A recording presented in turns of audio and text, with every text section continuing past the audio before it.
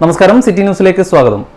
സർക്കാർ നിശ്ചയിച്ച മിനിമം കൂലി അനുവദിക്കണമെന്നാവശ്യപ്പെട്ട് പെട്രോൾ പമ്പ് തൊഴിലാളികളും പാചകവാതക വിതരണ തൊഴിലാളികളും ഫെബ്രുവരി 21-ന് കണ്ണൂർ കളക്ടറേറ്റിലേക്ക് പ്രതിഷേധ മാർച്ചും ധർണയും നടത്തുമെന്ന് കെ.വി. സുമേഷ് എം.എൽ.എ. അറിയിച്ചു. രാവിലെ 10-ന് സ്റ്റേഡിയം കോർണറിൽ നിന്നും തൊഴിലാളികൾ പ്രതിഷേധ പ്രകടനമായി കളക്ടറേറ്റിന് മുൻപിലെത്തും. തുടർന്ന് രാവിലെ 10:30-ന് CITU സംസ്ഥാന കമ്മിറ്റി അംഗം M.V. ജയരാജൻ ഉദ്ഘാടനം ചെയ്യും. പെട്രോൾ പമ്പ് തൊഴിലാളികളുടെ മിനിമം കൂലി എല്ലാ അവസരത്തിലും കൃത്യമായി കേരള ഗവൺമെന്റ് പുതുക്കി നിശ്ചയിക്കാറുണ്ട്. കഴിഞ്ഞ 25 വർഷമായി ഗവൺമെന്റ് പുതുക്കി നിശ്ചയിച്ച ശമ്പളം പെട്രോൾ പമ്പ് ഉടമകൾ ഹൈക്കോടതിയിൽ പോയി സ്റ്റേ വാങ്ങിയത് കാരണം തൊഴിലാളികൾക്ക് ഉടമകൾ നൽകിയിട്ടില്ലെന്നും കെ.വി. സുമേഷ് എം.എൽ.എ. പറഞ്ഞു.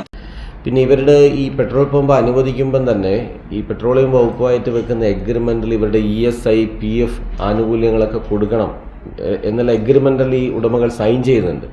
പക്ഷെ അതൊന്നും ഇവർ കൊടുക്കാൻ സന്നദ്ധമാകുകയില്ല. സത്യത്തിൽ എഡ്യൂക്കേറ്റഡ് ആയിട്ടുള്ള അഭ്യസ്തവിദ്യരായ ഒരുപാട് ചെറുപ്പക്കാരെ നിങ്ങൾ കാണുന്നതാണ്. ഈ പെട്രോൾ പമ്പിലൊക്കെ ഉപജീവനത്തിൻ്റെ ഭാഗമായിട്ട് ജോലി ചെയ്യുന്നുണ്ട്. അവരൊക്കെ നാമമാത്രമായ പൈസയ്ക്കാണ് ജോലി ചെയ്യുന്നത്. ഇപ്പം നമ്മൾ കണ്ണൂർ അജയ്പാൽ മാസ്റ്റർ പെട്രോൾ പമ്പിലുണ്ടായ ഒരു അനുഭവം നിങ്ങൾ കണ്ടില്ലേ? ഒരു പോലീസുകാരൻ ചോദിച്ചപ്പോൾ അതിൻ്റെ ബോണറ്റിൽ പിടിച്ചിട്ട് ഏതാണ്ട് നമ്മുടെ ട്രാഫിക് സ്റ്റേഷൻ വരെ ഒരാൾ അയാളുടെ ജീവൻ്റെ ഭാഗ്യം കൊണ്ട് മാത്രമാണ് അയാൾ രക്ഷപ്പെട്ടത്. ഇങ്ങനെയെല്ലാമുള്ള ചില പരുക്ഷമായ അക്രമങ്ങൾക്ക് ആളുകൾ വിധേയമാകും.